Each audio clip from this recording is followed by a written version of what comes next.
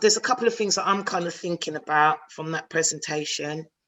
And I think that there's a great opportunity for us to work with the Gangs Violence Exploitation Unit when we kind of progress into these roles. Yeah. I also think, and this is why I kind of wanted to do an element of the session today, that we have to also be very, very careful and clear as we're building these new links around our safeguarding procedures, and understanding that, you know, the process of sharing information.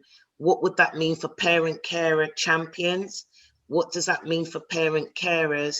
And what does it mean for the Gangs Violence Exploitation Unit or any other department that we'd be sharing with? And I want to take some time to explore that and shape that, because I think that's going to be so important.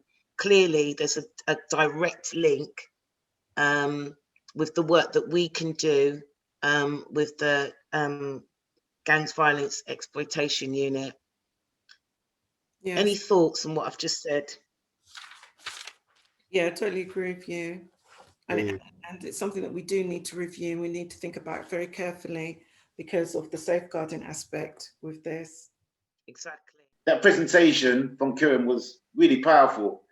Really powerful. And I'll tell you why I say that is usually when you come across gang violence units, it's usually ex-gang members who's created such an organization, who's been there, you with me, and they want to support. But when she ran through all her team members, she may well have been keeping her confidentiality, but she made it quite clear they're all professionals and they haven't really come from that background of crime, etc., or gangs, but they've worked in the field. So what it tells me from her presentation and her passion is that they've got the heart. They definitely have the heart to do the work. Yeah. And it's usually people who's been through that journey who have the heart. Do you understand? So for me, you know, it was really powerful because it's obvious the team that she's got is dedicated to change.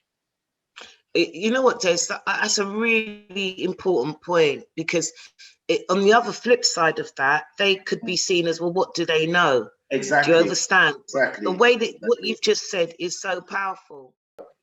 Can I ask, was anybody surprised at the numbers of the number of gangs that they're aware of? I mean, when she said that, I was already in my head adding like another 5 or something. Yeah. There's definitely more. Definitely way more. Yeah. Yeah, yeah. Because I've always lived and grew up West London from a child, seeing the different gangs who now have passed down to their children, and it's now their children's gangs.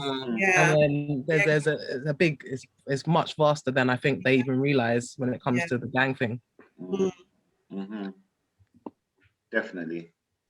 But as she did say, to be fair, it's changing every day. Oh yeah, yeah. She every said single day it's changing or reverting, going backwards. And you've got gangs teaming up against another gang, and next week they're warring again. Yeah, yeah, absolutely. Yeah, no, I was just saying, I think the reason why I asked the question about who her team was because I think it's important for us to realize that it has to be like a team effort. You've got your professionals, you've got your ex-gang members, you've got your people like us within the community.